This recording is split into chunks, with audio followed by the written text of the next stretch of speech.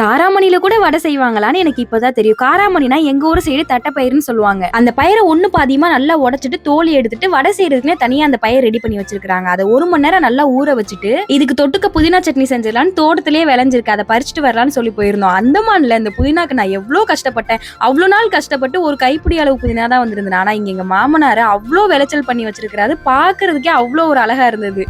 போதுன்ற அளவுக்கு பறிச்சு எடுத்துட்டு வந்து ஃபர்ஸ்ட் இந்த வடைக்கு தான் ரெடி பண்ணிட்டு இருந்தோம். ஊற வச்ச காராமணியை கொரகொரப்பா அரைச்சு எடுத்துக்கணும். இந்த சோம்பு இஞ்சி பூண்டுல ஆட் பண்ணுவாங்களே, அதெல்லாம் வேணாமான்னு கேட்டா அதெல்லாம் எதுவுமே வேணான்னு சொல்லிட்டு இதை அரைச்சி எடுத்துட்டு அது கூட வெங்காயம், கருவேப்பிலை, உப்பு, பச்சை மிளகாய் இது எல்லாத்தையும் நல்லா மிக்ஸ் பண்ணி விட்டுட்டு ஒரு 1/4 மணி நேரத்துக்கு ரெஸ்ட்ல விட்டாங்க. சைட்லயே இந்த புதினா சட்னி ரெடி பண்ணிட்டு இருந்தோம். புதினா சட்னி எப்பவும் செய்யற அதே மெத்தட் தான். பூண்டு, வெங்காயம், தக்காளி, புளி, அப்புறம் அந்த புதினாவை சேர்த்து நல்லா வதக்கிட்டு இது கூட தேங்காய் சேர்த்து அரைச்சா நல்லா இருக்கும். நாங்க தேங்காய் சேர்க்காம அப்படியே அரைச்சு தாளிச்சு எடுத்துக்கிட்டோம். இந்த வடை தான் ஹைலைட். நான் கூட இஞ்சி பூண்டு சோம்புலாம் சேர்க்காம டேஸ்ட் எப்படி இருக்குமோ நினைச்சேன். ஆனா டேஸ்ட் செம சூப்பரா டக்கரா இருந்தது. நாளைக்கு மினி விலாக்ல பார்க்கலாம். பை.